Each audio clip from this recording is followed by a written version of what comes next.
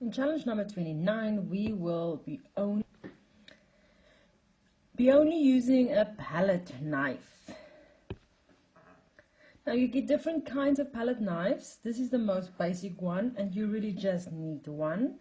As you experiment with it, you will realize, oh, I maybe need a bigger one, or this or that or that. But this is the most common one. And maybe it will be good on a piece of paper to experiment first with using the knife, because you can use the edge,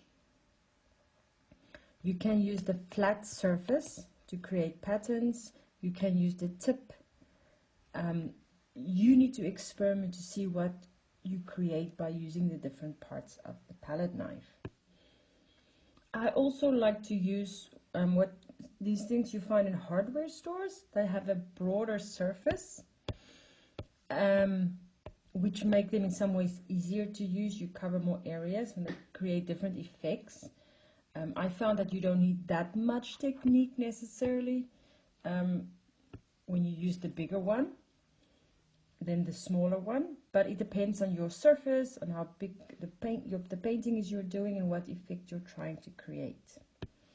Here are some examples of paintings that, as you can see in this picture, it's very obvious the palette knife was used. You can see the effect of it. You obviously have to use more paint to create this thicker texture, but you can see, like with the trees and the sky, that it was definitely a flatter shape.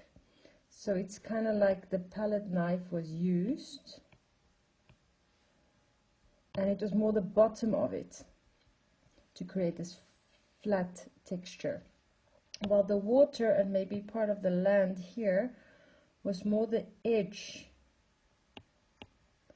of the palette knife. Paint was put on the edge to create these marks. And this is something that you have to experiment and see what effects you can create by using different parts and where to put the paint.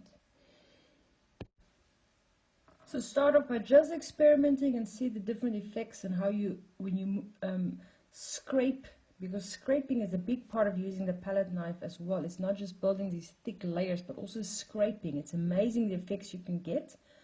And if you paint one layer of, let's say, acrylic paint, and you let it dry properly, and then you paint something else by just lightly scraping it over, it's amazing the effect you create.